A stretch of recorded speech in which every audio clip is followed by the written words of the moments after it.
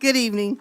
Welcome to Monday, December the 11th, 2023, regular board meeting. Call to order at 6:02. Can we get a roll call vote, please? Kennard. Here. Piles present. McCarthy. Here. Evans. Present. Laster. Davis. Excuse. Wester. Present. We have quorum.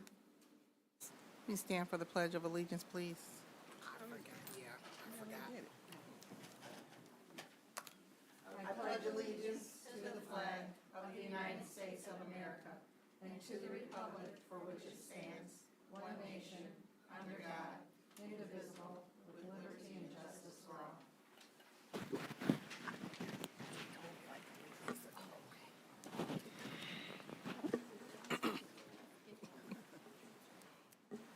Acceptance of the agenda. Be it resolved that the Board of Education accepts the December 11, 2023 meeting agenda as amended. Support. Well, are we going to hear the amendment? Hear the amendment. Go ahead, I'm sorry. Get it over. To add the motion to approve the increase in compensation for the GSRP employees. So it was a motion by Wester, supported by Kennard. Can we get a roll call vote, please? Kennard. Yes. Piles, yes. McCarthy. Yes. Evans. Yes. Wester. Yes. Motion carries. Public comment.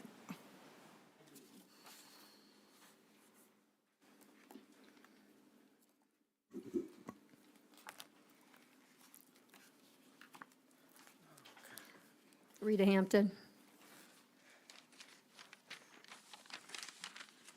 I'm going to keep asking these questions until I get some answers. We're down to two. You know, why Dr. Edmondson was fired, and what did you shred on February 20th, 2022 that ended up having 10, 12, about 15 bags of shreds and disposed of them in the common trash bin when that is against the law? You know, you take all these classes at MASB, you take them all, you win prizes for taking them all, for being diligent, but you still ask the same questions. You go to Wayne State and get a business administration, but you're asking all these finance questions. My question is why? You paid Dr. Weatherspoon $6,000 a week. I don't see anybody never complained about that.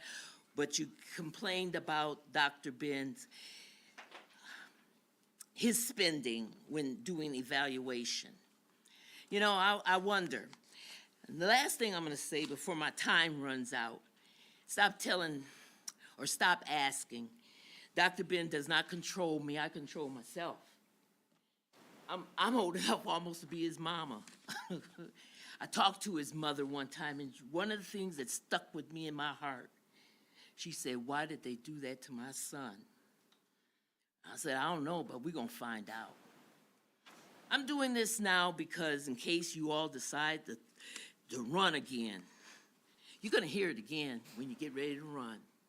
You'll hear me. I'm going to stand out in the Romulus Historical Park with a bullhorn, and I'm going to go line by line.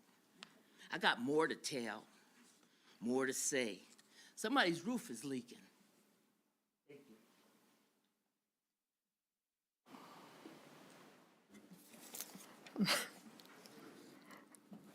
Lisa Denny. Good evening, everyone. First off, I want to say Merry Christmas, Happy New Year to you all. I've heard a lot of, through the grapevine, I have not seen it myself, but I've heard a lot of bashing about our middle school principal, Mr. White. I don't appreciate it. That school is just running like a clockwork. Parents ought to take responsibility for their own child. I am sorry. If my son or my grandson does something wrong, I want to know about it. And he tells me. And I'm just saying, these parents out here, and I'm naming all these parents, and I see it in everything, and now I'm working in a school, one of your school system, and I see it there. These parents don't care. They want you as babysitters. I'm sorry.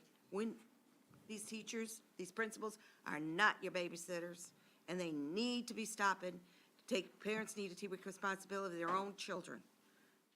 Mr. White is wonderful. He has turned that school 150, 160, I don't care how many numbers you say, but it's way up there. This school is just been turned around digitally, because I went there when my grandson was in sixth grade last year at the beginning, and when I told you, it was turned around by mid-January when he took over, and he is doing a wonderful job. So these parents who are bashing them on Facebook, better watch, because you better take your own mirror and take a look at yourselves, because you're reflecting them in your actions. And if these kids are not doing what they're supposed to be doing, I want to know about it. My grandchildren, I do. And if you should back up your teachers and your principals. Yeah, you maybe sometimes they might be wrong, but it takes two to tangle. And I'm sorry. This is what I have to say today, and I just want to say thank you for hiring Mr. White. Wonderful man. Thank you.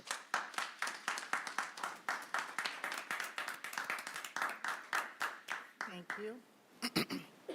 We have any other public comment? Next on the agenda is our presentation by LaGuardia Security. Mr. Brock, LaGuardia, I'm sorry.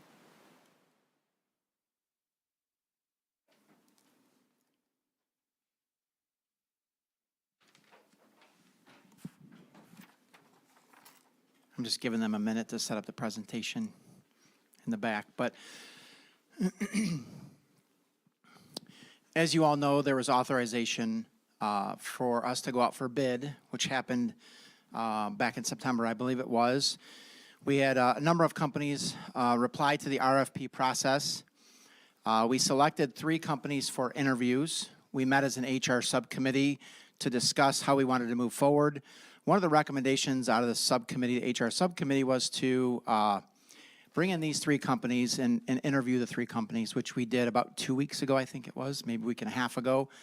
And so out of that HR subcommittee, we had discussed, there was discussion around one particular company to bring forward for a presentation to the board this evening, and that company was LaGuardia. So I wanted to bring them forward. Chris Brown is here as a representative from LaGuardia Security to present if his company were selected or the board authorized his company as a selected company, what his company would bring to the district, and what they would do for the district as far in terms of security. So, Madam President, can I ask a question?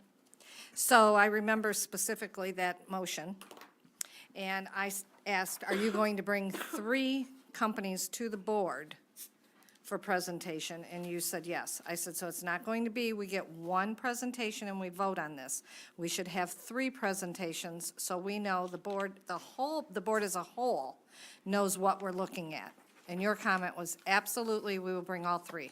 So we're getting the first one tonight, and we'll be receiving the other 2 in the future? so I'm glad you bring that up. I think my words were absolutely, we can do that. And after meeting with the subcommittee, Subcommittee does not make decisions as a whole for the I whole understand board. that, but I do Okay. take recommendations from the HR subcommittee. I brought this to them as an agenda item, and they wanted, so we did our due diligence. Our due diligence was already completed at that time as far as the RFP process is concerned. It was suggested out of the HR subcommittee that we interview the three low bid companies in the HR subcommittee, which is what we did. So it wasn't a decision that was brought to the board.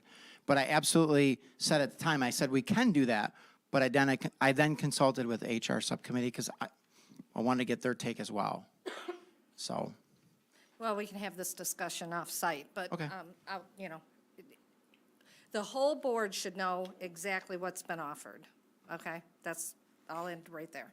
I have a question on that. So I remember when we were told that we would have 3 companies come. Are you saying that that was going to be the plan, but the HR subcommittee decided, no, we won't go ahead and do what the board was told, we only want to bring 1 to present? so when we discussed it in HR subcommittee, it was discussed to bring them to the HR subcommittee for an interview process, which we did. We interviewed the three companies trying to streamline the process. So we did. We interviewed the 3 companies as an HR subcommittee.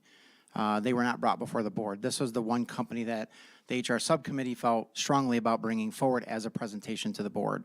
If this is not the company you all want to go with, or if there's a recommendation for a motion, it's okay. I can bring the next company, and it's really okay. This is where we came as not as a decision, but as a recommendation out of the subcommittee. So it was discussed in subcommittee, it was recommended in subcommittee, so that's the process that we took. Really more to streamline than anything else, so. No, and it was a thing where we could hear different presentations, but yeah, that's fine, thank you. Okay. Madam President, I just think what it is a misunderstanding, communication understanding. Sure. That traditionally, what had happened, and I know traditionally, I'm saying traditionally, I know things can be altered and what have you not, but it was on the assumption that the subcommittee would do their due diligence and have those conversations, come to the board with a recommendation from the 3, but allow the board to hear all information plus their recommendation and yours. And I think that's where the gray area. And that's my misunderstanding, Yeah, because that's a maybe that's where I misunderstanding. misunderstood. That's the way it should have gone. My Yeah. understanding was we were going to go into HR subcommittee, Yeah. do some interviews, bring forward a potential recommendation for them to present to the board. And again, if this body But we're not decides that, saying we're not wanting to hear it. We're just wanting clarification. sure, That's what we're saying. absolutely. So with that, I'll give you Chris Brown. He's not the singer. I get that all the time. Hi, good evening, everyone. I'm Chris Brown. I am from Lagarda Security. I just want to give you a quick kind of overview of our company, who we are, what makes us who we are, and what we do with our schools. We provide security services for several schools, many of which are nearby to your district. Our Director of Operations, Keenan Jefferson, is on his way. Unfortunately, he got held up in some bad traffic, so you're stuck with just me. So I won't bore you with reading the whole history of our company. I can make the slides available to you if you'd like, but what really sets us apart is a couple of our key founding factors. The fact that we've been a family-owned company for our entire existence. We started in actually November of 1988, so we're actually 35 years old as of just a few weeks ago. And it was started by a gentleman who began the company and unfortunately passed away almost 20 years ago. His younger sister ended up purchasing the company, and that's really the basis of our company, is that we're a family-owned company, we're a family-operated company. We're a large company, however, we operate like a very, very small company. And where we're at as far as security companies here in Michigan is in a great place. We're not your national or global security providers, many of you probably are familiar with some of them, Allied Universal, Sir? Securitas. Yes. I'm just going to ask that you address the board, Oh, sure, Thank my you. apologies. the people, the board. Is your Mic is on? microphone Is your mic on? Is the mic on for him?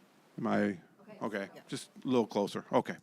So where we are at right now as a company is actually a perfect situation for us, because we're not the national and global providers, and we're not the small mom and pop type of shop that I see probably a new 1 or 2 pop up every week.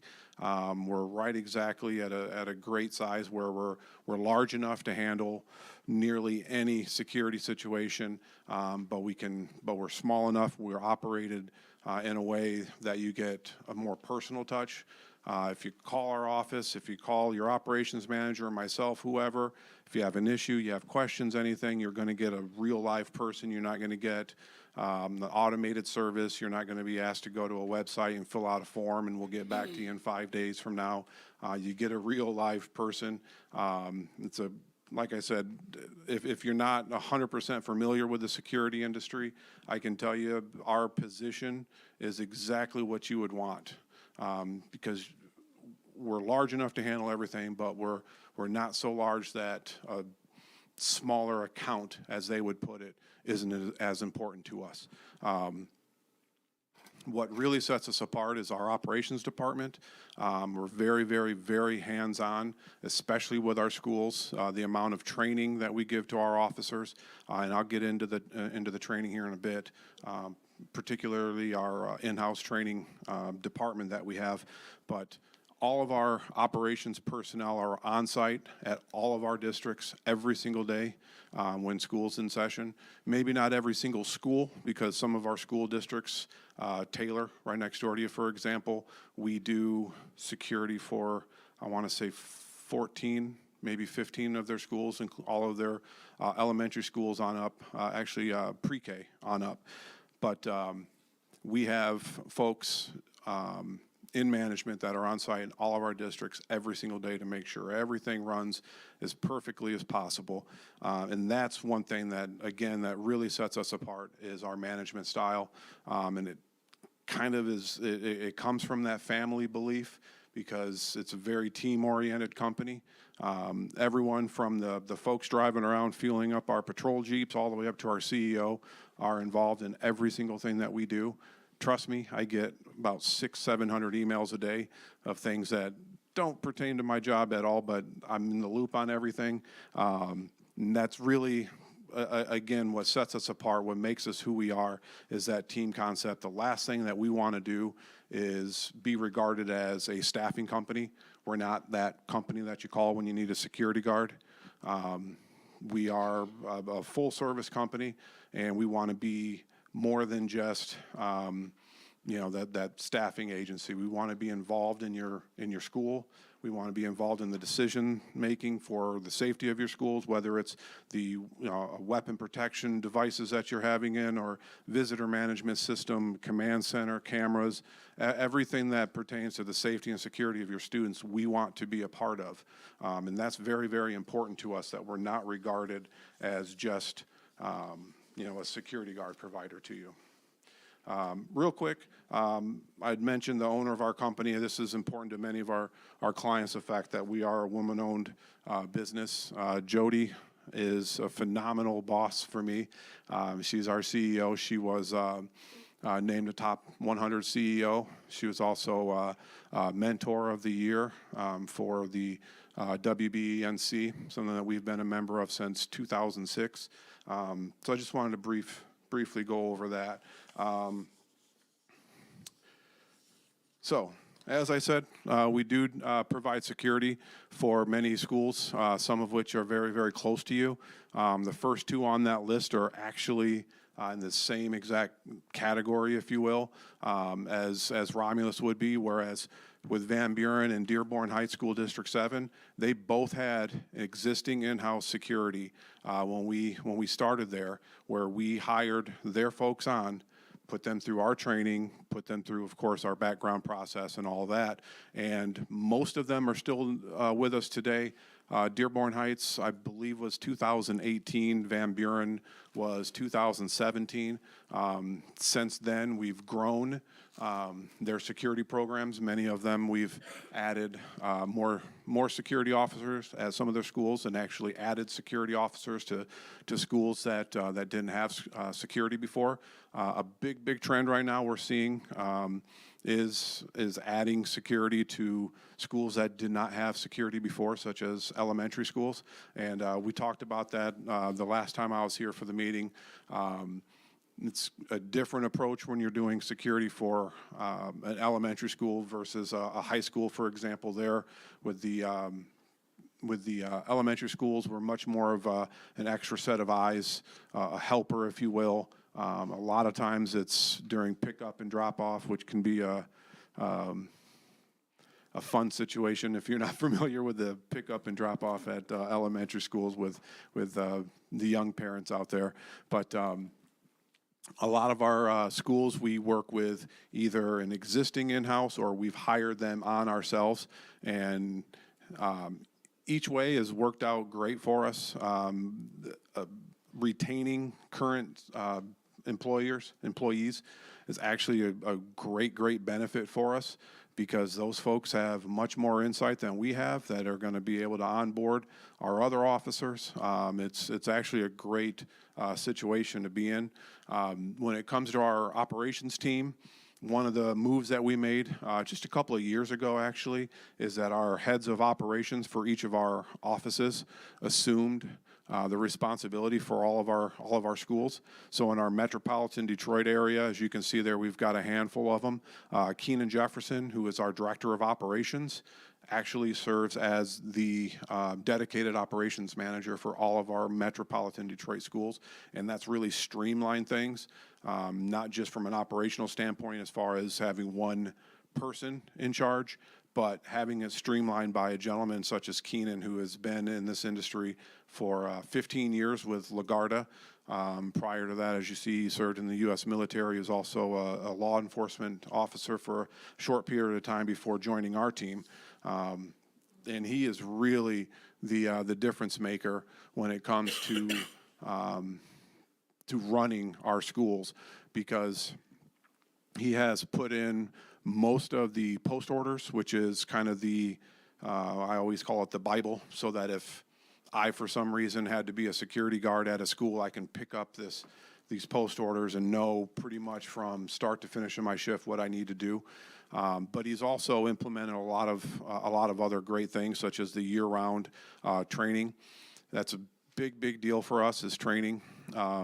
So during the summers, we always have our de-escalation training and a lot of active shooter training and CPR, first aid, all that. But then it also gives us an opportunity to meet with our schools on the off time to do assessments.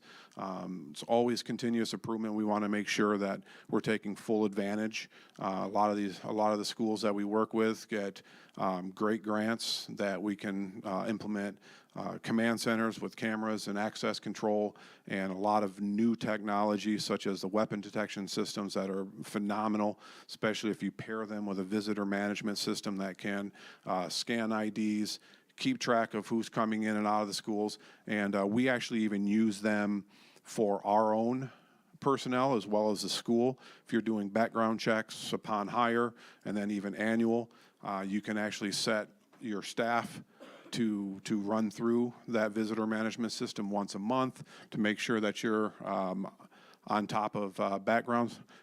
There's the aforementioned Keenan Jefferson, our director of operations. I thought driving from Detroit to Waterford was bad. It took me forever to get out here, but so he's been a huge part of what we do specifically with our schools, because it's a completely different approach that you take when you're providing security to a residential property where you're doing patrols at night, watching over vehicles and things like that, compared to a school. Is something that we obviously take much more importance on, and he has been a huge addition for that.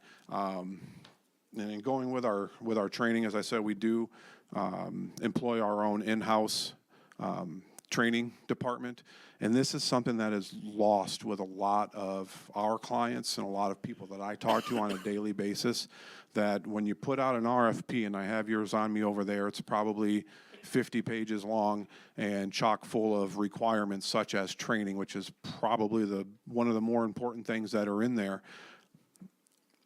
But then after the RFP is done, a lot of our schools and a lot of our clients aren't verifying the training, and that's something that I think is a missed opportunity with a lot of our clients, and a missed opportunity with a lot of potential clients, where they put the requirements in the RFP and then they're not doing anything afterwards, meaning that their compliance department is not verifying this. So if you're with a security company, they should be representing verifiable institutions that provide their certifications, that you can go onto their websites, you can call their centers and verify their training, and that's what we do. Every single one of our instructors is certified to provide the training that we give our officers, most of which were required in your RFP. So I would ask you, if it's LaGuardia Security, if it's ABC Security Company, anybody else, please do your due diligence and make sure that the security provider that you do select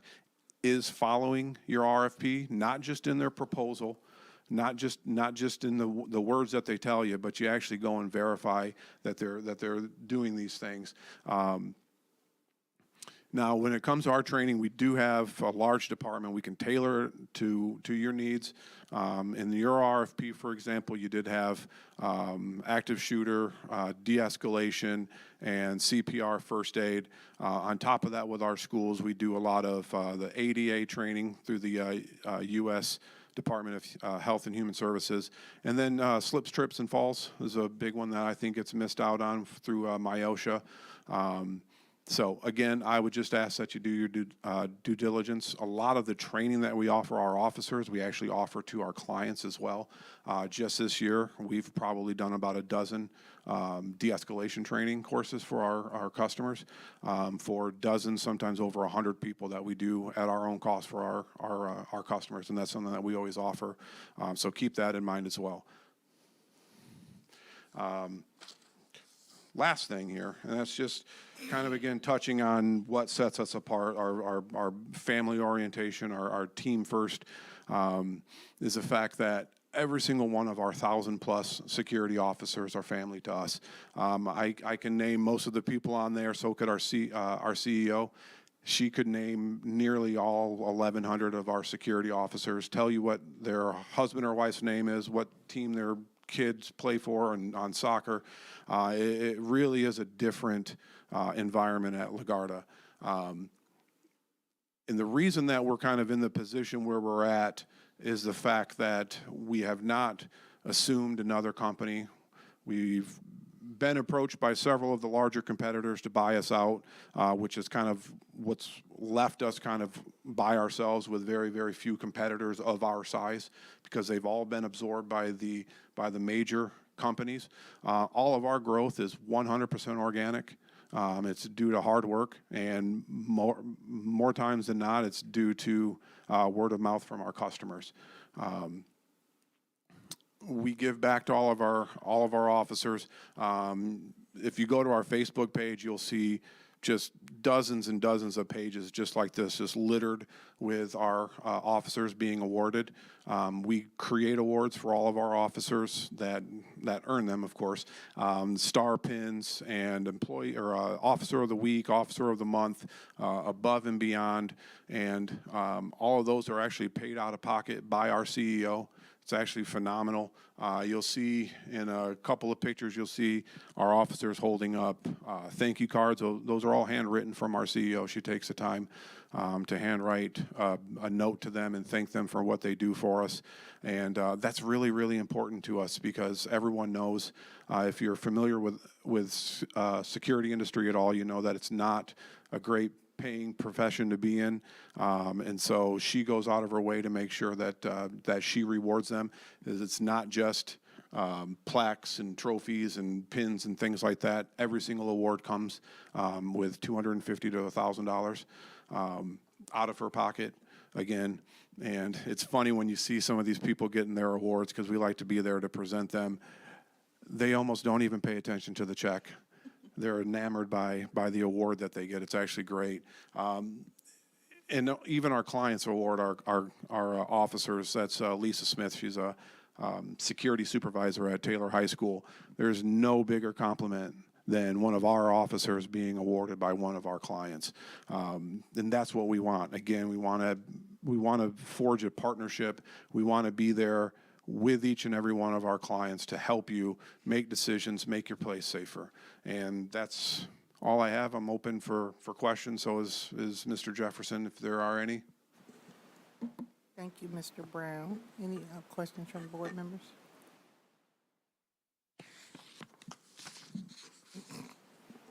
Thank you for that. That was a wonderful presentation and very thorough. My question is, what is the process when you go into a district and into individual buildings with the new contract? Is there interaction with our building principals so they have the opportunity to, express concerns or what their needs are? Absolutely. Yeah, we're not the aggressive company that's going to come in and tell you what to do. In almost every single school, the principal or typically the assistant principal is our main contact for security, and things change every single day. We're always changing those post orders. We're always adapting to what's needed. But absolutely, your staff knows your buildings a heck of a lot better than we do. So yes, we would obviously need that insight. In the districts that you're in, do you review those districts' EOPs? So you're familiar with those and either be familiar or offer suggestions, or do you have anything to do with the EOPs? Typically not, no. Okay. But we can. But you're aware of them and, okay. Madam President? Yes. About a year and a half, 2 years ago, we had a security company walk around all of our buildings, all of our properties, cite exactly what needed to be done to secure everything. Is that part of your proposal? Did you look at what we have been provided before? Or, I did not get a copy of the assessment. That was done. I'm familiar with it. I don't know if you're aware or not, but I've been working with Romulus kind of on and off for the last couple of years or so, Okay. providing security quotes and things.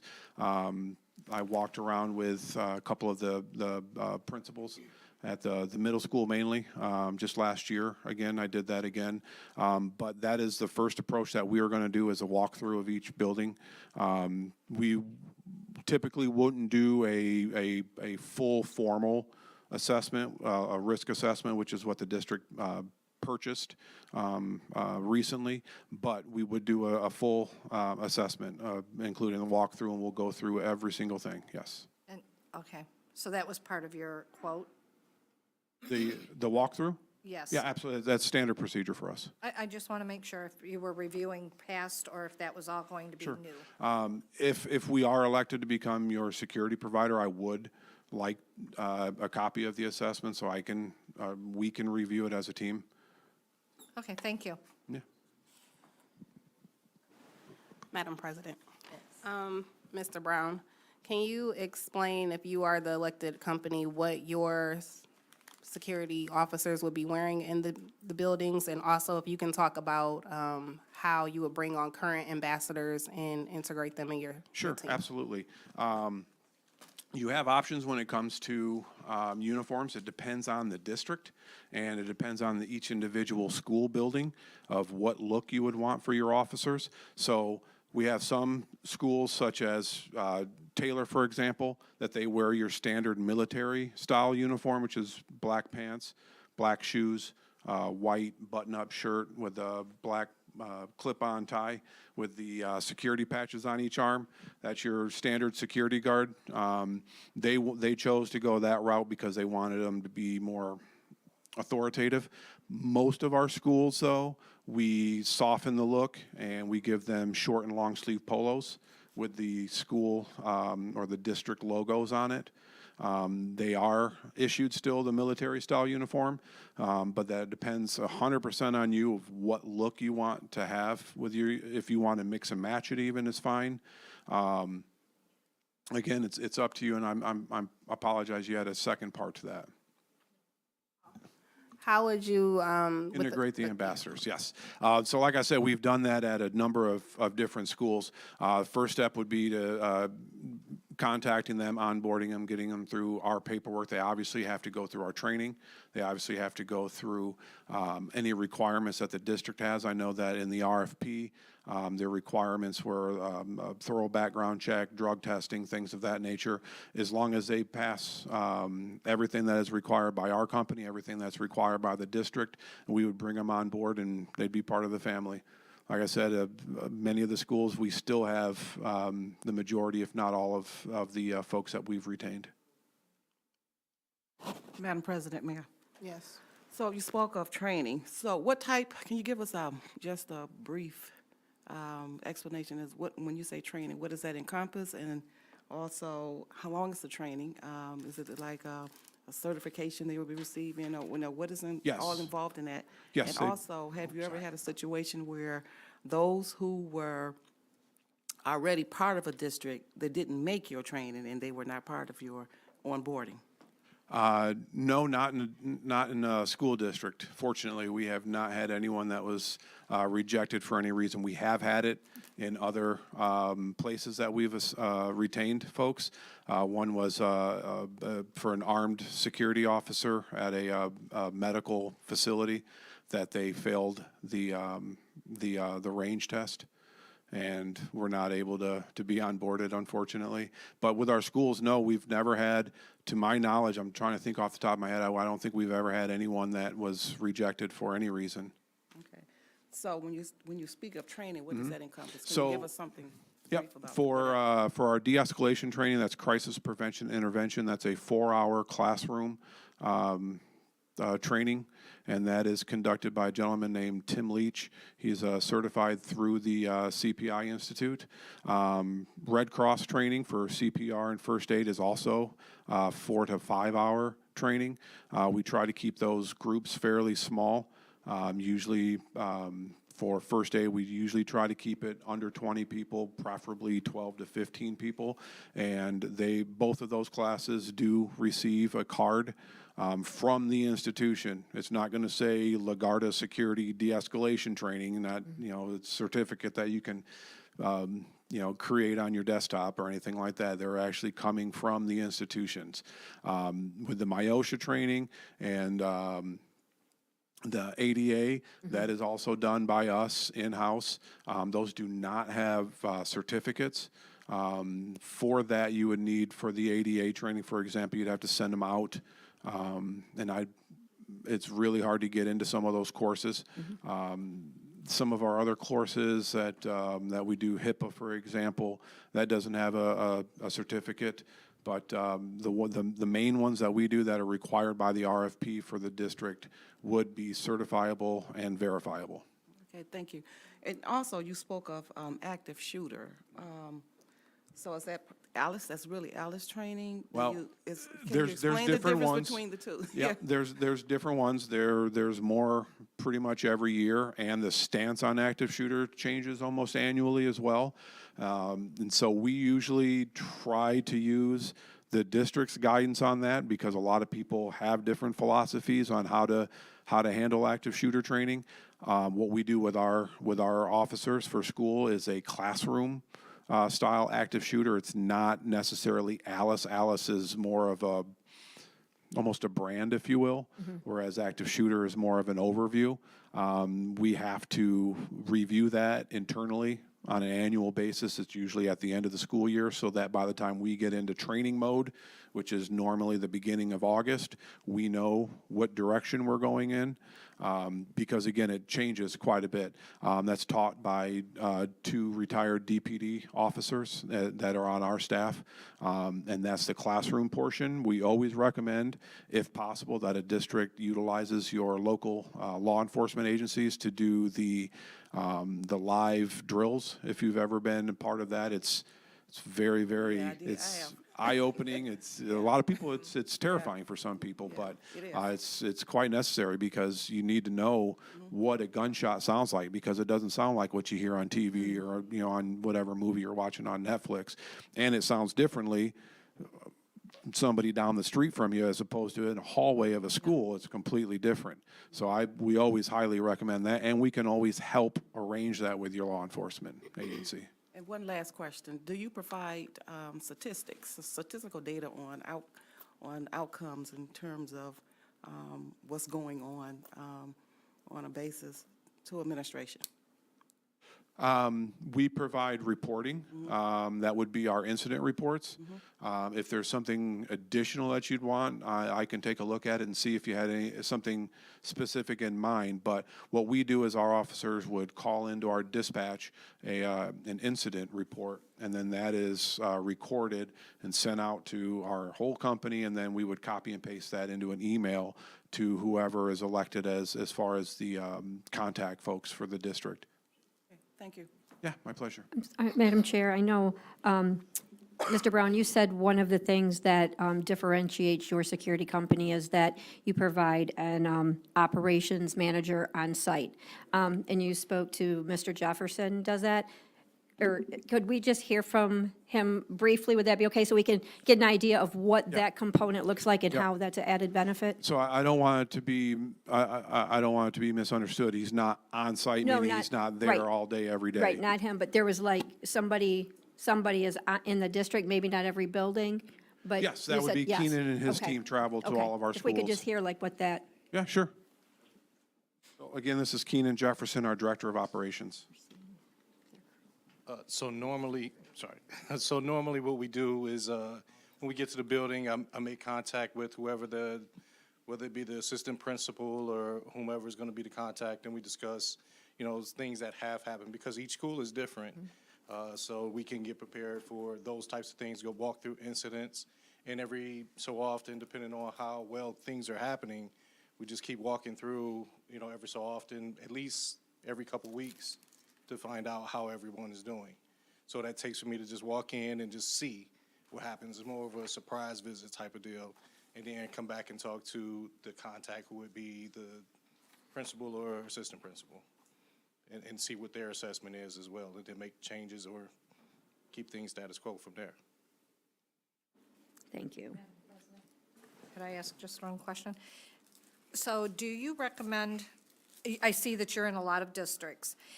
Is the norm a security guard per building? Or how do you see the structure of security for a district? It depends on the school itself. Obviously, a high school is going to demand more than one school security officer. Most of our elementary schools, there's only one elementary school that I can think of off the top of my head that has more than one security officer, and that would be in Hamtramck.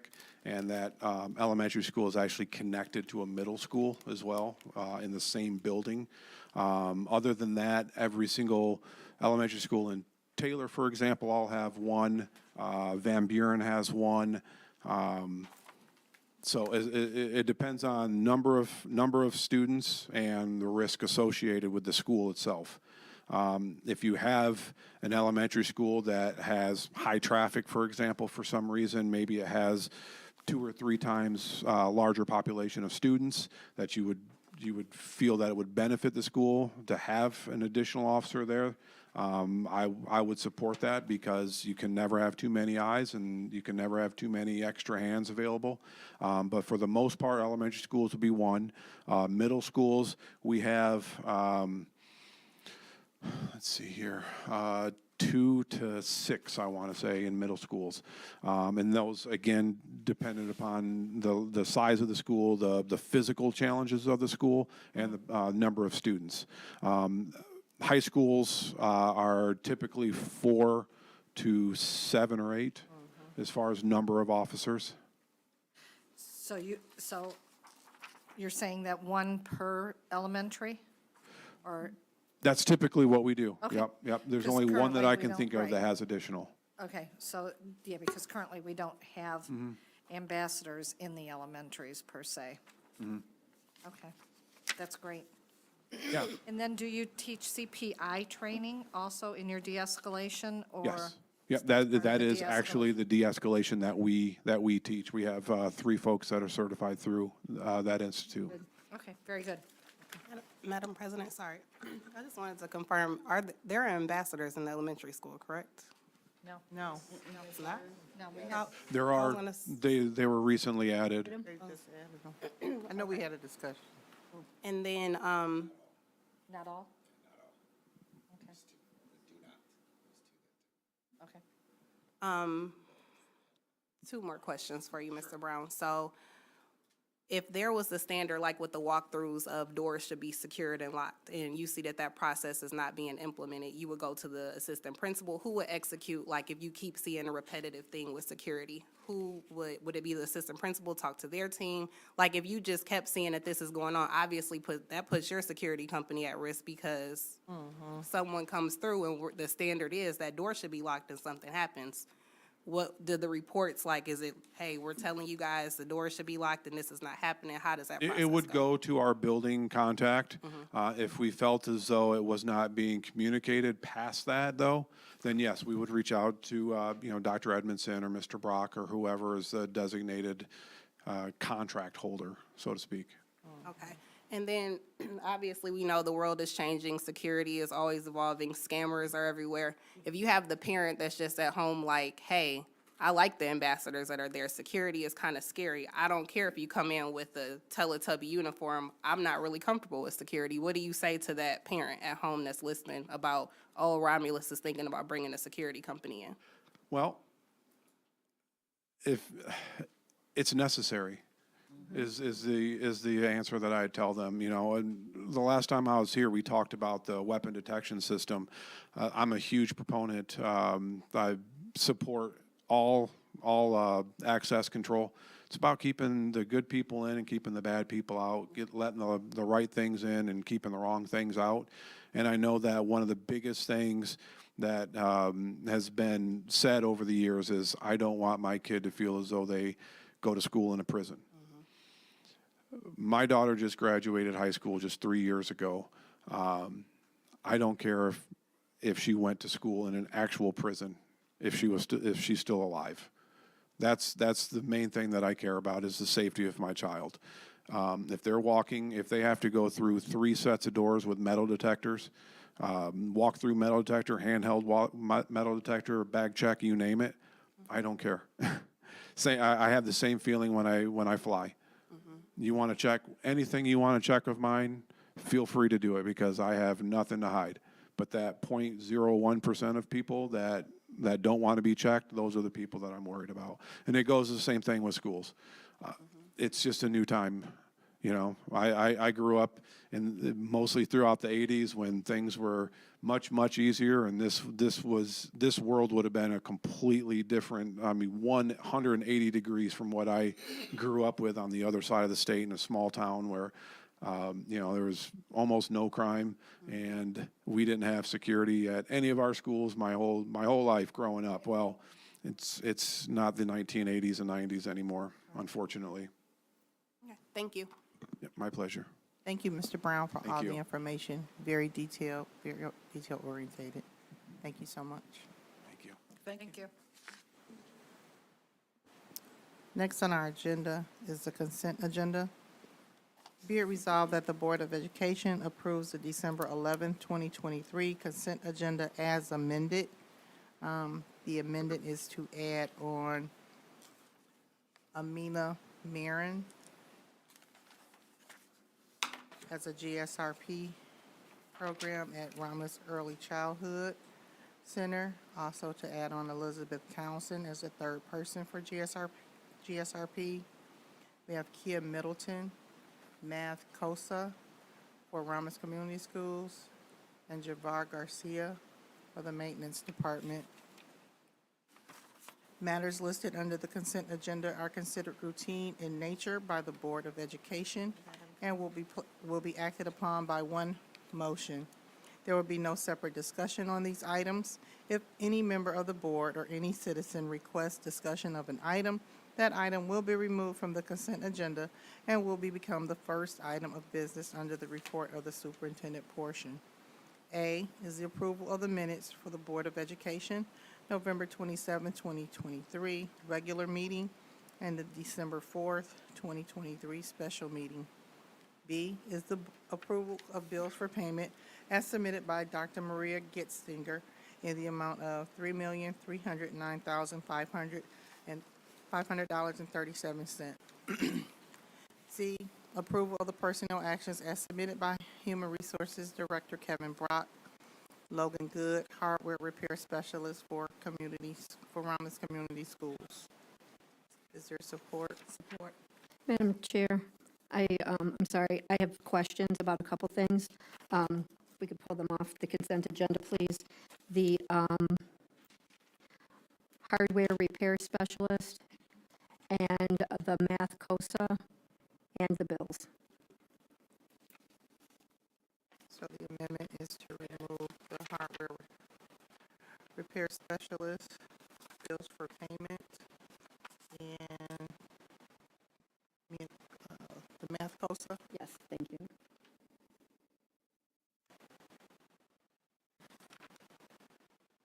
Support. So the amended motion was by Secretary Powell, supported by President Wester. Roll call vote. Ross Kennard, Yes. McCarthy, Evans, Yes. Laster, Yes. Lester. Yes. Motion carries. So as we move to the report of the superintendent, so the first item, we'll do bills for payment. Okay, so bills for payment, my question was, there is, on here we have, a Jason White Math Consulting. I'm just wondering what that role is and if it will continue now that we have Math COSA. I'm sorry? I know who Jason White is. He's helping with the high school. Mr. Petty brought him in of some sort. But I can't answer that. I don't know if that would be Dr. Gardner can answer that specifically. She's right there.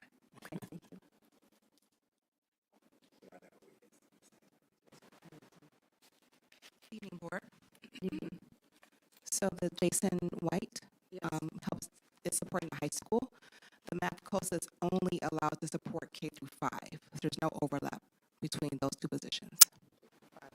So is the Jason White Math support, is that ongoing? That is through our 21H grant funding through the partnership agreement. So it's based on, I have to check how many years, at least 1 year, and it has to be reapproved. But I need to confirm that information regarding the timing. Okay, and then what is, so, I'll ask about it later, if we can just find, what kind of, the time, what he's doing, is it coaching teachers, supporting teachers, or students? I can review the contract and let you know that Okay, information. thank you. Thank you, Dr. Emerson. My other question is, the K-12 media for the advertising expense, is that for Facebook, or is that with, Mr. Ellison? Or They do the Facebook, only our Okay. Facebook work. And then my last question is, Pinnacle Educational, it's got contracts, April, May, June, July, August, oh, that's him? Okay, so these amounts of $6,000, the the contract was for 5,000? Remember, because then another one came to us and it read 6,000, but the motion in the original contract was for 5,000 a month. It'll be adjusted if that's the case. I'm not saying that it's not. I'm not saying you're not right. No. I'm just saying it'll be adjusted if it's not right. If it's 6,000, if it's 5,000, it'll be 5,000. We'll make the adjustment. Okay, and this goes back to when he was here before, but we hadn't, okay. Thank you. You're welcome. I have a question. The Bright Wheel daycare payment software, is that at the early childhood? That's how they pay for daycare? Right. I mean, I just know because I use that app to pay for daycare. So I was like, Bright Wheel. Do we use that for? I don't know. Seriously, I don't know. It's $105 on the outgoing ACHSs for daycare payment software. Now, this is not mine. I just want to clarify. That's software, right? Just to clarify. That's a good question. But yeah, you could just That's a good question. follow up. Yeah. Eve, you want to write that down? No idea. It is called I don't have any Bright babies. Wheel for $105.36.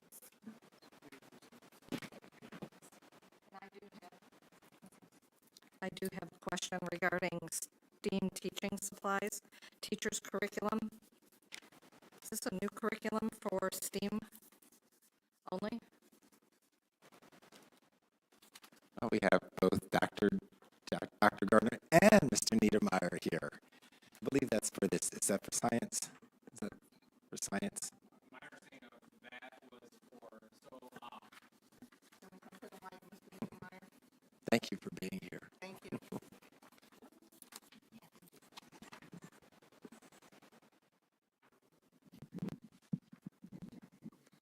So the science department at STEAM uses MyStar, which is a program from Michigan Tech. And so sixth grade was using that. I think the charge on there was also from the middle school, ordered the same books that the STEAM Academy was using for the MyStar curriculum. So there's these student workbooks for each unit that they have. So that's the only thing I can think of that would be on there under curriculum, because Yeah, it shows teaching supplies, but the name of the company, it was paid to teachers curriculum. So my question is, yeah, what's the amount of it? $9,172. Yeah, that's for the student workbooks for MyStar. For all, All sixth graders, STEAM and SLI, because they're all using the same curriculum. okay, all right, very good. Thank you. You're welcome. Thank you. Any other questions on the My finance? my last question is, this payment, I'm assuming it's already been paid since the check date was 11/17, but I'm just wondering, because it's an overpayment of $7,000, will we get a follow-up on that? Pinnacle Educational?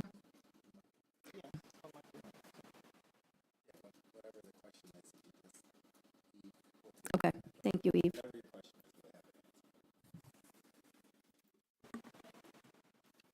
Thank you. Do we want to make a motion, please?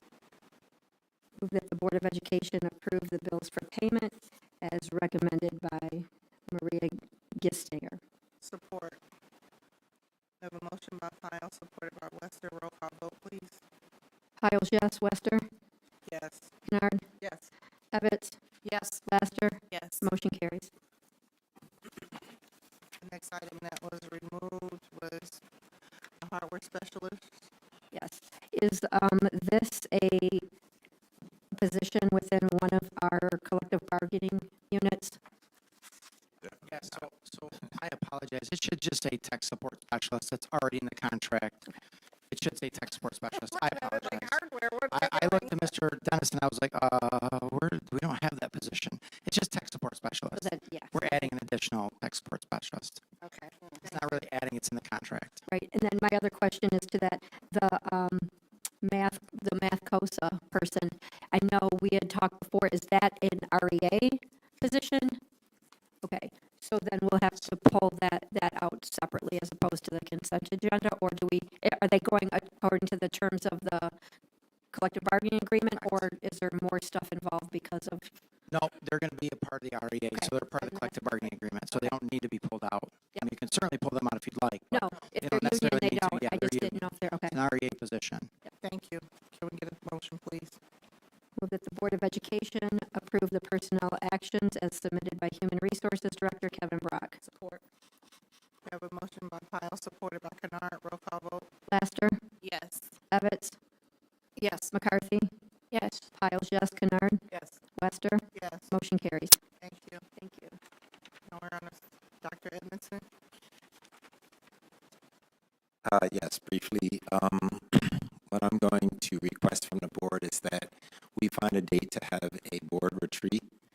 I think it's time for us to sit down and talk. However it's done, it doesn't matter. If I need to bring somebody, that's fine, but just an opportunity for us to have a retreat, kind of talk about business. Where do we want to go? Where do we want to go in the next few, whatever? No, don't say that. No, I don't mean that. Talking about where we're trying to go. But I'm proposing that we have a retreat.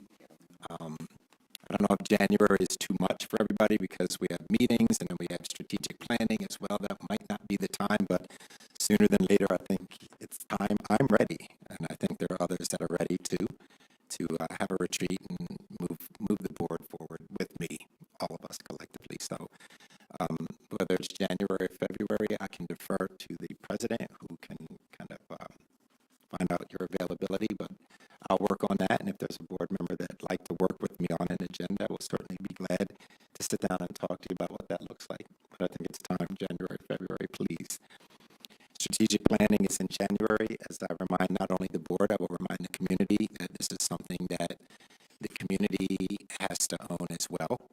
It can't be just me and the board or me and administrators. Of course, I can make sure that we're represented here, but I think collectively we all need to reach out to the community because the community has to own this. I was looking at another district, and their strategic plan is usually 3 to 5 years or 5 to 10 years. What does ours look like? It needs to be foolproof, and it needs to be something that is memorialized so that you have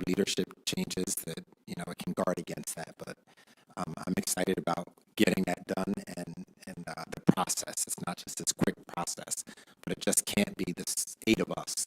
It's not going to work. So we really need to reach out. Once we hear from Dr. Lipa, then I guess we could get some ideas from him what that looks like. But I'm excited to give some stability to the district. Are you going to say something? I had, during one of my MASB classes, it was on strategic planning, and I have the book from the class, if you would like to review it. It gives a lot of good suggestions, recommendations, if you would like to Surely. review that. Sure. Okay, I'll just leave that alone. But remember, I put it out to somebody about the retreat. Make sure that somebody contacts me, please, and we can work on that. Just wanted to give you a quick update with WIC. The kindergarten has just exploded. I don't know what Miss Calloway is doing over there, what she's given the community, but I think we have like 60 in 2 classes. So it's time. It's time. If I could break it up, that would be my first choice, is to break it up into 3 classes. So we have 20, 20, 20. That would be my preference, followed secondarily by an 8 if we couldn't get a teacher this late. I guess that's a good problem to have, some would say, to break it up. But of course, breaking it up with little kids that are 5 years old, to do it in the middle of the year, now we're pulling them away from the teacher that their first exposure really to a teacher potentially. So yes, so I just want you to be aware that we're going to be working on that quickly, working with Ms. Calloway and the HR department to get that done. We've said that to her, and the kids deserve it too. So I just want you to know that that's coming. To our staff, we had the holiday bundles, 50 that were given to us by the Osborne Concrete family. We've divvied those out to our schools, and I need that information because the names of the parents, because the expiration date, I believe, is December 24th, so they should be out now. We need to get those out so those families can get those bundles and make sure that they have food for the holidays. Dodgeball. So I participated in dodgeball at the middle school. It was going to be staff against students, but I decided to play with the students. I'm still sore. I am so sore, I can't even tell you. But the thing that I want you to know is that it was not only the middle school, but it was STEAM as well. So I had the opportunity, it was wonderful. It was just wonderful. And then certain students were selected based on behaviors and things. By the time I got to the 4th game, we got to choose. So I got to choose students that I know. Okay, if I knew them and I have a good relationship with them, then I'm going to pull them. So we did that, and we were able to win that one, which was good. But it was a great event. It was well-organized, well-disciplined. Staff was enthusiastic. Kids were enthusiastic. And Mr. Jalisco, who is the physical education teacher, told me, we have never been able to do this in the 28 years that I've been here. He said, this was wonderful. He said, I would like to do this kind of PBIS kind of thing once a month if we could possibly do it. And it was great. You know, Niedermeyer caught my ball. I'm still upset about that. And Jalisco, they both caught my ball.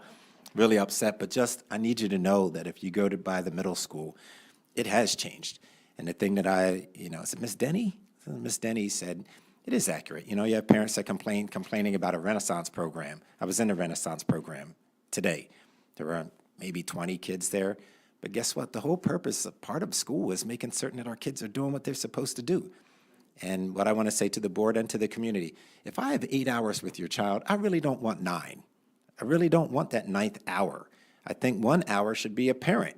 Parents should be doing some of these things at home. I know everybody expects staff to do it. And as a teacher, a former teacher, I'm tired. I don't have anything left to give you at 3 o'clock. I'm ready to go home to my family. And I think that's more than fair. We're trying to do some different things. We're trying to get people to do, you know, the high school. I'd mentioned that to 2 of our trustees. I believe I had that conversation about. It's hard. It's hard getting staff to say, hey, I'll stay after school. It's just really tough. But Mr. White does that himself. I'm not here to talk about the middle school at all. But I just wanted to say, just go by. You'll notice. I don't have to tell you anything. You just go by, you'll notice. I did address, I know, with Mr. White, you know, there is him staying it's not full-time. It was temporary to come and do exactly what he needed to do. I know a board member said that's unfortunate. Yes and no. I'm a firm believer when you can get somebody, and if they're outstanding and you can only keep them for 2 months, so be it. Because now you've set the tone of what is expected. We can all see now what can happen at the middle school, what could be. And we also get to see in terms of leadership, what leadership does, You know, sometimes it's underrated, but we can see what it means. So I'll be moving on that. You all know what I'm talking about. So I'm excited for this year. This year we're good. And if you get a chance to go on over there, you'll be quite pleased. Today I participated in the Eagle internship at the high school. It was the end of the first term with our students having internships. I believe there are 17 students. There were probably about 10 businesses, 10 or 12 businesses that are represented. Wonderful. And we're going to grow that program. We want our kids to get out in the community. And as I said, what is the value of a Romulus diploma? Okay, so a kid gets it. And, okay, are they prepared to work? Do they have the skills necessary to be employable? Can they get into college? Can they stay in college and matriculate through college? So that's one of the things I explained to the businesses today, as well as the students and the parents, about what we want to see, what I'd like to see in an internship program. We're really learning a lot. It was really good. Students have written up some things, and today we talked about giving that over to the businesses so that they can see what the students wrote in their ELA classes about the internship. One young lady wanted to be go into mortuary science. She doesn't now. After she did it, she said, I thought it was something else, and it's not kind of what I want to go into, but I'm excited about the direction of that. We're going to be starting again in April, but I talked to Ms. Coleman about maybe next year. I don't want to get in the way now, but next year it needs to be. I was like, why aren't we doing it now? She said, oh, it's too cold. It's going to be cold. I don't care. That's what I know. I don't care if it's cold, okay? And we work, and you're going to work. So we're going to try to build that program. I encourage kids to find someone else in their grade who that they can bring along and participate next year in April. And I also did the same thing with the businesses. I said, if you could get another business, that would be wonderful. But it was a good representation for us. I really wanted to take on a student in this building, but we're not allowed legally unless they're a special education student. I did not know that. Neither did I. I was stunned.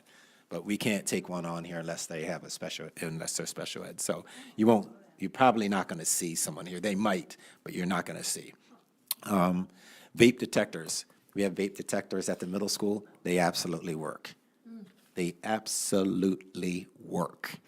And we're going to extend that to the high school because huge problems there as well. So wanted to try that out with the middle school. They said they're very, very pleased. So now we're going to move that to the high school. I just asked Mr. Petty how many does he need so that we can do that. We have to work with Mr. Dennison on getting on the right server, because right now I'm not certain that we are. Network, my bad. Right network. So that's coming next. And the LaGuardia presentation, I don't want to sat through. That sounds negative. I was in all three of the interviews, and I will say hands down, they were the most. I was very pleased. I felt very comfortable about what I heard. I know they're in neighboring school districts. I asked them questions, as I did the others too. I feel very comfortable if we were to move ahead. If you want to hear from the other two, you can, but I'm just sharing what I saw. Big difference in what I saw, and I'm glad that other school districts around are using the same ones. But we are looking at a weapons detection. I know I talked to them about a weapons detection system. I've sat through a presentation, 40 minutes. I'm very, very pleased. I'd like to try that out at the high school, the weapon detection system. It simply looks like, when you go, not even an airport, it's just, they have been, it's no walls anymore. It's not even walls, it's posts. So it's like, just walk through. But I talked to them, and they've done those things. They know how to train people, but I wanted to at least try this particular system first to make sure we're all right. I want everybody to feel comfortable. I mean, even in this building, it's easy access in here, and I want us all to feel comfortable, but I'd like the board to know that I've been looking into that. I've had some people with me looking into it. I want to make it was $17,000 for one, and it's showed me what it looks like, and that includes training. I'm very excited. I have not ordered yet. I just wanted to make sure if we can get all of this in order, because I don't know anything about security, and that's the whole purpose in this. We don't have anybody in this district beside Officer Cofield who really knows security, and I would love to turn that over because I don't know security. And I don't think the rest of us do, but, you know, we're going to have a great plan so that everybody feels secure. We all know if we don't do it and something happens, I mean, it's hard for all of us to live with the rest of our life. And the rest of your life, you're carrying that. So I'd like to move on with that. You know, if the board wants to hear from the other two companies, you can, but I'm going to tell you what I saw, and I was with the subcommittee. I think we were all very clear on the company that would best serve our needs. So, and you saw them, but I will defer to whatever you'd like. But I certainly want to move forward with that because it's time. There is the money. I can give you all of that information when it's presented. But, and then lastly, I know Secretary Powell had asked me about the security audit report. I'd like to be able to. I was wondering if because I don't know. This is outside of my wheelhouse. It's like, when we bring a security company, do I give it to them and we can talk about it? But I have it, and that's why I've been able to put some things in. I'm putting ambassadors in every school. A security, if you look, you'll see Motor City Design. Our buildings are now tinted. The windows are tinted. You can't see in, okay? You can see out. And they have if you've gone to Barth, has anybody gone to Barth recently to see what it looks like? And all the rest of our schools you're going to see. It has our logos and the bear and it's really sharp. It's really sharp, but we want to make certain that everybody feels safe. You already know the type of society we're in now. So I'm moving on that, and I thank you for your support for that. I will work on a security audit. I'm just not comfortable. First of all, as they told me, don't put it out to everybody. So we don't want to put it out to everybody. So I have it, and I'm crossing things off as I feel like we need to get this done. I made certain that Mark Graham is with us financially. He knows what the vision is from me. We have some things I will certainly keep you posted. And I did say last, but I'll make this last. And I don't want to make this an issue. And it's not going to be an issue. The other day, Trustee Ebbets said to me, we used to get a report from you. And you did say that. And I probably responded inappropriately, and I apologize for that. I shouldn't have said it. I just shouldn't have said it. But I like doing those. I loved doing those. The thing for me is if I put them out, I don't want another 18 questions when I put it out. But I would like, but I like doing that because I like to keep you informed of not only what I'm doing, because I think you may not have an idea what I'm doing, okay? Where you did before, you were clear on all the things that I was doing and my team was doing. I would like to get back to that in 2024. I would like to get back to that. I know, right? No, I'm moving forward. You said I'm going to 2024, and I would like to do that. I enjoyed doing that because I wanted you to be informed about what's going on in this district. And I have realized that in the last few months, you don't know as much as I do because I haven't been giving you all that. So I'd like to do that in 2024. And I'm really optimistic about forward, not back. I'm tired. I'm really tired. I think if we can move forward, I think it would do us a whole lot. I think we owe it to not only the community, but at this point, we owe it to each other. Yep. We just owe it, and I'm exhausted. I'm tired of arguing. I'm tired of feeling like I'm on the defense and all that. And I don't want to do that. Not one bit more moving into 2024. So I'm going to at least do my part, and I ask that you all do your part because it's not just me. I think we all have to do our part, and then we can go and do some great things in the next year. That's it. Thank you. Report of the Director of Human Resources, Kevin Brock. We have an action item. Would someone like to read action item A? Okay, I'll read it. Madam President, Ms. Callaway, I just want to say congratulations before you leave. Good job on the kindergarten numbers. Yes. That is such a growth Right? that it's amazing. Good luck getting it all. I'm sorry? You need some, girl, I'll get you a case of Dagger. I can relate to that comment. Want some too, Mr. Brock? Thank you. Here, Dak. Okay.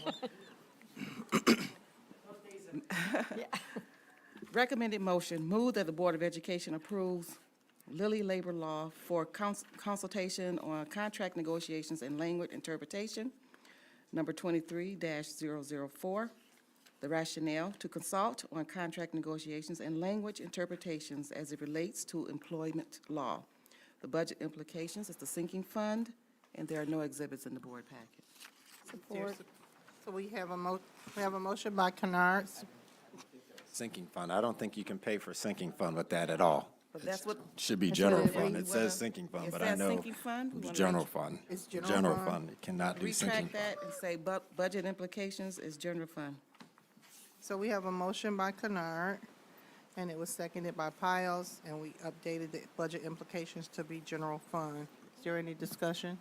Yeah, I have a question, Madam President. So, like, and I had submitted this ahead of time. I know that we have board-approved law firms, and I shared that we have, within those board-approved firms, we have contract law specialists and negotiation specialists, so much so that different educational associations across the state are calling on our attorneys to lead these workshops. So I'm just wondering why other people are using our attorneys, but we don't want to use them, we want to go elsewhere. Great question, and hopefully you saw my response, because I did respond and Oh, I send it. apologize, I didn't, I didn't, I you. didn't see it. So I did respond. Okay. Okay. So, okay. So, great question. I reached out to, he's here tonight. I reached out to Mr. Schindler and asked him if he was able to do this contract. And he said with the workload that he has, he wasn't going to be able to do that himself. He's familiar with Mr. Lilly. His firm has worked with Mr. Lilly. Mr. Lilly is well respected. I had a bio that I sent out as well on Mr. Lilly. Mr. Lilly is somebody that I worked with in the past. Okay, I'll send it. Okay. If you didn't get it, I'll send it. Mr. Lilly's been around over 45 years doing this work. Predominantly, his expertise is in contract work. So I have communicated with Mr. Schindler. I've asked Mr. Schindler about what his thoughts were, and he said that he absolutely has no problem and recommends Mr. Lilly to you to do this work. So, and I also provided the cost. You asked for the cost as well. And it was in the email that I sent, so, It's somewhere out in. so. So do you have that cost so we can put it in this motion, or at least I write? don't have the total cost, but the hourly cost I think you asked was Schindler, Miller Johnson is $3.25 an hour. Mr. Lilly is $3.90 an hour. But again, it's not somebody that you're going to be utilizing. I don't utilize him all the time. It's something that I get advice on the contract language that I'm changing or that I'm striking, so that when I bring it forward to you all, it's been vetted, if that makes sense. So what are you, when you do negotiations, and based on your experience, what are you anticipating? Like how much, like, Mr. Lilly's not going to negotiations with you, correct? He might attend some of the functions depending on what the case is. And what makes this even more tricky is there's a potential that the current affiliation may not be the affiliation when we go to negotiate, which is some rough waters. Not on us. It's not us, if that makes sense. We can talk offline, but Okay. that might make this a I'd little appreciate bit that, more 'cause I don't know- yeah. arduous than what would a normal negotiation look like. They may not have the same affiliation. Oh, okay. And not by anybody's Right, it decision, ju- it but just is. there are some changes in Yep. the organization Yep. that I received a letter recently from that organization. And sometimes, well, in my experience, I'll say this. In my experience, when I receive letters of this type, sometimes it means that those affiliations are going away. Right. And so that group has to associate with another affiliation, Oh, okay. potentially. So that makes this a little bit more difficult as well. So I don't anticipate, have a lot of experience. I think you questioned my experience in one of your questions in your email. I have a lot of experience with Oh. negotiating contracts. I have attended many, many conferences. I don't have, I don't have any issue. Tell it to me. What are you doing? We moving forward in 2020. I'm just saying, I'm answering her questions. No, I got 21 right. days. So I'm not arguing. I'm milking trying to take advantage of all 2023. his I'm getting all my days. questions I'm not in. arguing. But So- you did, it was a question that you No, had it was because about what, professional yeah, development. when you were talking about the language being changed, that read as if you had to, have them do it all, and I was just wondering, like, how No. much will, because typically in negotiations, we don't rely heavily on legal, other than to, help us know what changes in the law, and then make sure that the contract, before anybody votes on it, is legally Got it. sound. but we don't use them for that's why I asked You got it. what you're expecting. Yeah, yep, so I can't give you a number, I don't know what that number looks like, but in the coming weeks, I should have a better idea. But as I've stated to you before, this contract above all is quite different than what I'm used to working with. There are so many different variable groups in that contract that some of the language that's in there doesn't pertain to other groups, and so, we have transportation in that contract. That contract, I know why it was in there, I get it, But but it that doesn't it doesn't belong in there. Doesn't fit. We have some other factions in there that really don't belong, but legally, I want to make sure that I'm supporting the board and making sure that when we do strike that language, if we decide to strike, I'm not negotiating, but if we decided to do that, that we're within our legal rights to Right, do so. absolutely. I have one last question. I know with this firm, there was a predominant person, and I thought had retired. Have they come back out, and are they doing this, or is it somebody else? So to be clear, they haven't retired. Okay. They retired from a particular district.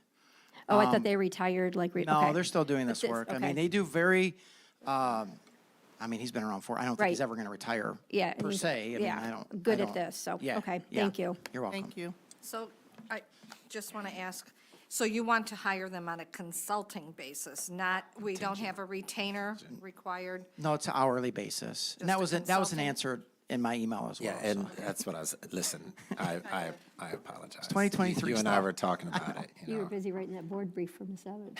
Okay, thank you. Thank you. Yeah, Thank you for so the much. clarification. Thank Can you. we get a roll call vote, please? My apologies, man. All right. Evans, Yes. McCarthy, Yes. Kennard, Yes. Laster, Yes. Piles, yes. Wester, Yes, motion carries. thank you. Ms. Kennard, can you read the next motion, please? She made it, I support it. Yes. All right. Recommended motion. Move that the Board of Education approves Escherman Architect as a district architect firm number 23-005. The rationale is to perform design work, develop requests for proposals, and consult on direct construction and building improvement projects. The budget implications now, is this supposed to be This is sinking fund. This is Correct. sinking This is fund. sinking fund. All right. Can't sinking pay for fund. attorneys out of sinking All right, fund. We okay. have a motion by, Not for negotiations, anyway. All right. motion sinking by fund. Kennard, is there support? Support. I have a support by Piles, any discussion? I have, so my question is, this is removing the other contractor? I'm not removing anybody as of yet. I'm just adding, I would like to add them as somebody who we can work with, and it's So- it's approved by the board. So are we going to? There's no contract with this one either. This is Okay, just no, an right. hourly. So just I wanna guess put that my out there. question is, are we going to do competitive bidding between this existing person and this new person? Or? We can, we absolutely No, can. I'm just, I'm I- wondering so- how we're going to transition. Yeah, If so. we transition. If we transition, I would like to give the other company an opportunity to bid on projects as well. I mean, I think it keeps everybody honest. We didn't just start, but we're doing that more and more. And I think it keeps everybody on an even playing field, if you will. So I have no problem doing that. I think I expressed to you the reason that, Mr. Garland wanted to bring a second opinion in because he felt, I don't want to say he didn't feel good about the first opinion, but felt like there were some things possibly missed. And I think I expressed at the last board meeting, I won't go back into it. But Airsman, they're boots on the ground. They're boots on the ground. They come in, they're in the district, they crawl through the tunnels, they do the electrical. I mean, they're just, so yes, I mean, eventually as we transition, even if we don't transition, I mean, it's always good to have two people give us an estimate. Agreed. So is this the gentleman that was at the last board meeting at Yep. the? at- Yes, ma'am. Where were we? Yes, at The other school? Barth. Barth, yeah. Yes. Yes, He's the one that presented on Mount Right. Pleasant. Okay, very good, thank you. Yes, ma'am. I have a question on this. So this is for them to be a district architecture firm and perform these things, the work design, RFPs, and it's coming from sinking fund, but we're not spending any sinking fund money in 23, 24. That has been placed on hold. So my question is, why is this coming to us now? knowing that we will be paying this firm from the sinking fund, which we're not spending any of until the following summer?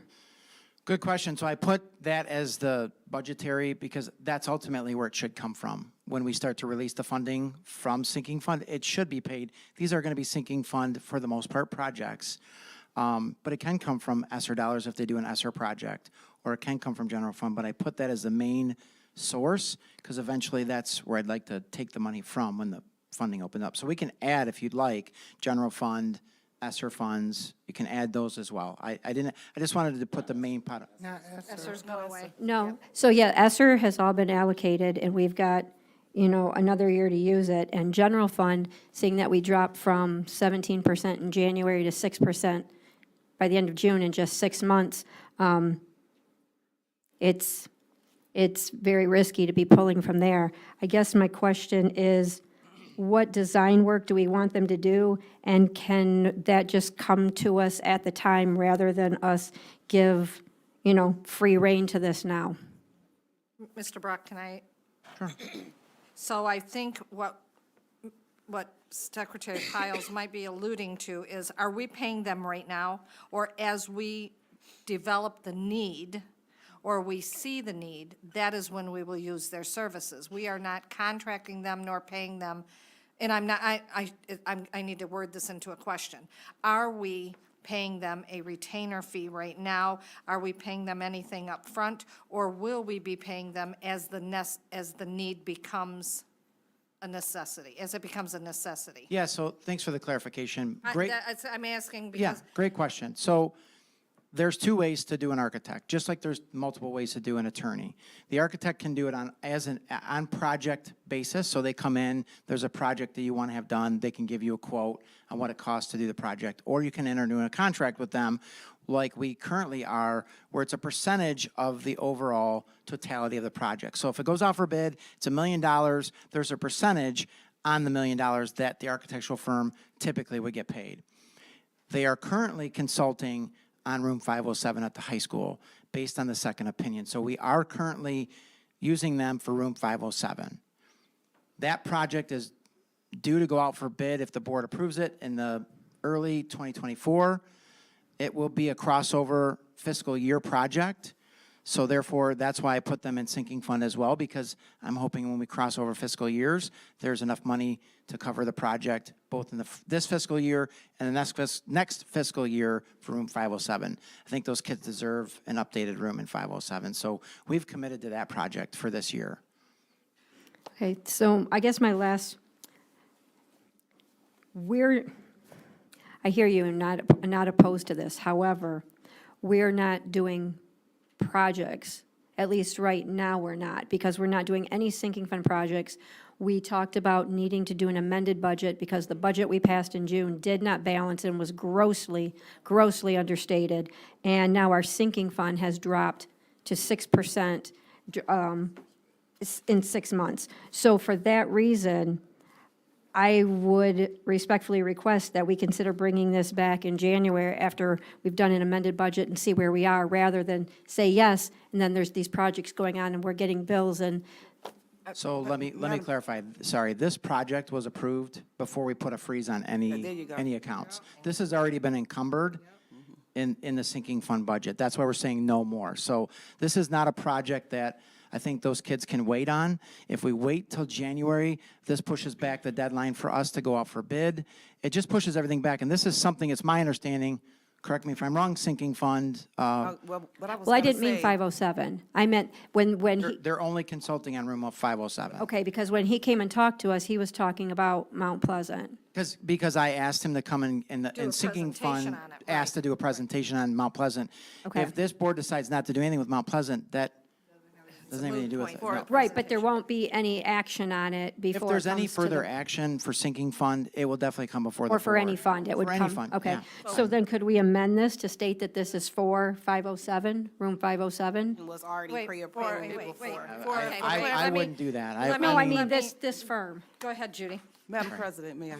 So for clarification, when they were saying freeze on the sinking fund, it was for any new projects, not with the existing that was already being done. This is one that I That was my believe- understanding. Right, that was my understanding. So this one was already on the Fire books. service is already on All the right, books. and so that's But what I was that's what gonna- I'm saying. Yeah. But I'm saying, can this motion be to approve this firm for the already approved project and nothing, That's don't have just to work on lock- anything new? Then we're locking them into one thing. Right, so, And when we have to bring it back to the So board if I have to bring it back, again. if you all decide that you want to bring it back from Mount Pleasant, I have to bring another motion forward. I think it's Right. easier just to leave the motion the way it is, but on a project basis, have them give a quote and have you all approve the project quote. I'm okay to do, Before I mean, anything you gets can do what started. you'd like, but so this is the way I see this motion. Correct me if I'm wrong, because I just want to understand the motion. The motion is coming to me to say, hey, can we use Ersman as another bid, another Approved firm. consultant to bid on our projects? That's all you're asking for? You got is it. Okay. permission to use them? Correct. For That's it. future quotes and everything? You got it. That's what this is. That's it. Okay. Plain and simple. There you go. Thank you for the clarification. Layman's terms. Support. Thank you. Thank you. So we had a motion by Kennard. Kennard, supported by Piles. Roll call vote, please. Kennard? Yes. Piles, yes. Laster? Yes. McCarthy? Yes. Evans? Yes. Wester? Yes. Motion carries. Thank you. We have one last action item. Recommended motion, move that the Board of Education approves the additional compensation for GSRP staff, number 23-006. The rationale is to utilize carryover, that's the one I passed out. When she passed out. To utilize carryover GSRP grant dollars. Budget implications is GSRP grant. Total amount is $69,252. It has the different account numbers here as to where the funding would be coming from. Support. Yes, thank you. So I have a motion by Wester, supported by Kennard. Any discussion? Is this just this year? These holidays and these bonuses? Holidays will be moving The forward. holidays are moving Bonuses forward. for this year. Bonuses this If you year. read the information, Yes. and what I presented earlier, the bonuses are for this year, one time this year. The holidays and additional days are moving forward because her budget can support it. That will help offset any of the carryover dollars moving forward. Right, that's what we got, the, That's what we got in the presentation. Right. right. And that she would bring back This again supports next this. year if there was, Right. if there would be a possibility for a bonus for us to vote on. Any other discussion? Roll call vote? Wester? Yes. Kennard? Yes. Evans? Yes, Laster? Yes. Piles, yes. McCarthy? Yes. Motion carries. Next on the agenda, report of board subcommittees. No, I think the Finance Committee is meeting this week, I believe, Wednesday? I believe? Virtual. Yeah. oh, you're fine. I'm going to And be so if there's any submitting, board members who have any questions or anything that we could want to move forward with her prior to that, please give it to myself or trustee Lester. I'll be sending an email. All right.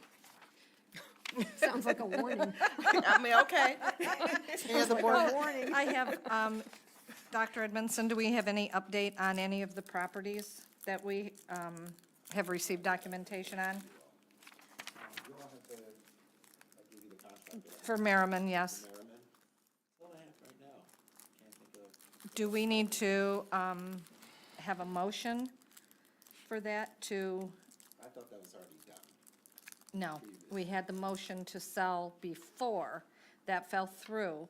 Do we need a motion to sell now to the new person after approval by If the? it's new, it should Bring be. it to the next meeting. Comes to the next meeting. To the next meeting? Is it In We January, have a special meeting on Wednesday. Wednesday, so the we can bring, we 13th, can for do our that before training. governance.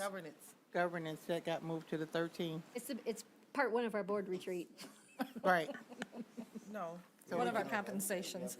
board retreats is totally different. Wednesday, Yes. yes. 2 2 days, days. yes. Okay. So do you want me to work on that Smile. motion then? I'll Yes, work with please. you and I'll work with Yes. Lauren. Yes, please, and then we can get it to Eve so we can get that going. Any other board, subcommittee? Hey, come on. Update from the Oh, Mr. policy Brock? committee coming soon. I'm sorry? Where do you? It's okay. Sorry. Sorry. Apologize, Vice President. I just talked to Mr. Schindler, and I didn't hear what y'all said about the motion to sell the property, but he does think you need a motion to sell the property. We said we were going to bring that to the next meeting. Next meeting. Thank Perfect. you. Sorry. I didn't Got hear it. that part. Got it. Thank you.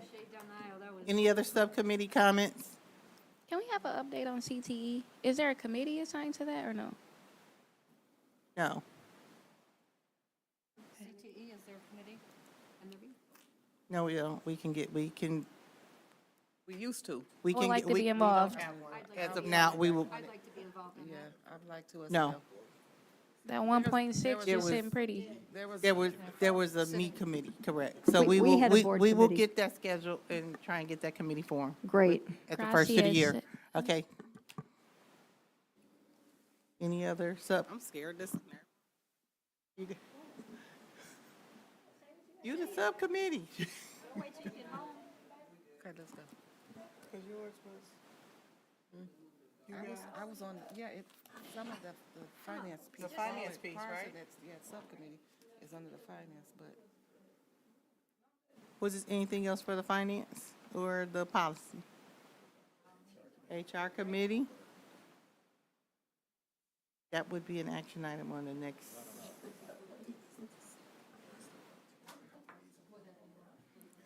So the facilities. So can we get, okay, we need to do clarification for our security presentation. In the beginning, we said we wanted to have our other two people come, or are we good to move on from our I'm presentation? fine. I For was the big- next meeting. I was the loud one, I'm fine. Okay. So we'll be able to bring that to the next, okay. I said we'll be able to bring that to the next meeting Wednesday. That way we can get that done. I just wanted to make sure, because No, that was a he- question. The comment was made that he would send us his presentation. Yes. Which I would like, Yes. we would like some information about the company. And costs and, Mr. Brown, I know you're still here. Can you make sure that you get the presentation forwarded out to Mr. Brock? Oh, perfect. Thank you. And also, Madam President, I would like to, although we're going to be bringing forth the information from this particular company, who were the other two? Other two companies. You can give us some information. Yeah. You know, just a brief state. No, not Not now. tonight. now. No, not Forward out now, the but, information. you know, at the Wednesday, please give us who the other two companies were and just brief information. And could we please get the cost and what the contract would look like, and so we have some time to look at that and not just.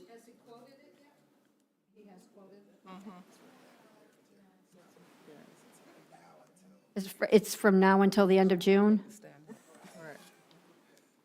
And then And so we- and then you go into the renegotiation. And we can get the cost then, the bid, that sent to us? Thank you. Thank you. There's a whole lot of stuff being added on the Wednesday's Okay. agenda. It's the end of the year.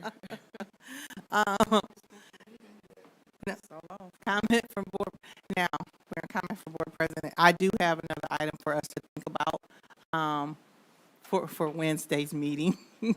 I'm looking at our January 8th meeting, that is our first day back from break, and about possible changing the meeting to Tuesday, January 16th, which.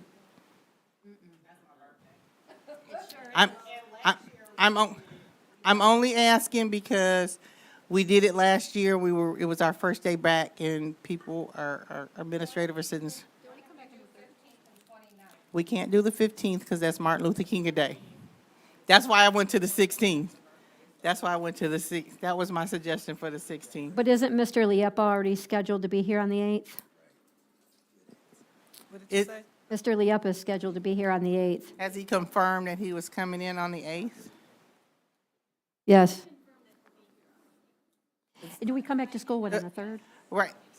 But that's what I'm saying, because we said back that on the was the third. meeting. Can we reach out to him to see about changing that? Because I'm thinking about people's vacation over Christmas break and having to work to get the board packet together over Christmas break.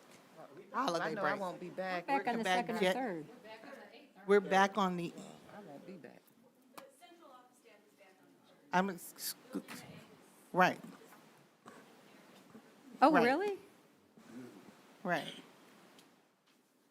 So that was my rationale for thinking of changing it because of coming back. I didn't know you guys came back on the 3rd, so, I thought we'd come back on the, yeah. I was thinking about people's holiday time. I really was. but they come back on the So, 3rd. okay, so now knowing that central office comes back on the 3rd, then I guess my comment is.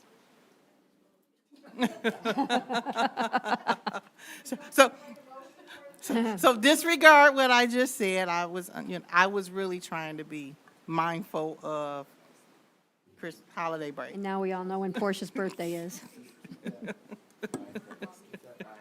I'm just trying to stay mindful. I want to thank Mr. Brown for coming out for his presentation, all our staff for the presentations, and all the just hard work and diligence that we are doing for our community. I like our camaraderie up here, being able to laugh and joke. We do get serious, but being able to laugh and joke here lately has been a refresher. It really has been, that we are human and we can work together, disagree and work together and move our district forward. So I just want to say thank you to everything. All right. And this is going to be our last meeting, so I just want to say happy holidays, Merry Christmas to everyone, and so that they enjoy their families this year. I know, right? No, the water bottle. Do we have any comments from board members? Trustee Laster. Trustee Kennard. Happy holidays. Trustee Evans. Happy holidays to everyone. Be safe if you're traveling. Enjoy your time with your family. Thank you. Secretary Piles. One point of pride. The middle school, we talked about all the changes, the positive changes that have taken place. There was an awards assembly, and students were given different levels of medals, and they had very stringent attendance criteria, behavior criteria, and grade criteria. And out of the bronze, silver, gold, and platinum, 158 middle school students received awards. Awesome. Wow. Awesome. And everybody enjoy your break with your family and friends. Vice President McCarthy. Eagle Nation, thank you for all that you do. Have a happy and safe holiday and a Merry Christmas. Dr. Edmondson. Yeah, just two things.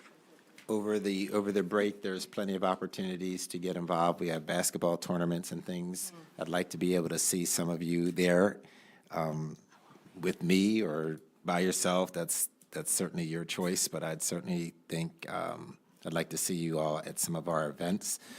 Also, if you come out to our events, I am pleased the way that our students behave. I went to a game on Friday with a visitor, as a visitor to someone else's school district. I was disappointed in what I saw, how the students were very disrespectful to our Eagle Nation. Let's say the Eagle Nation. It was, we've had people that videotape. I was just in shock. And I need to contact the other superintendent about it, because had it been us, you would have heard about it.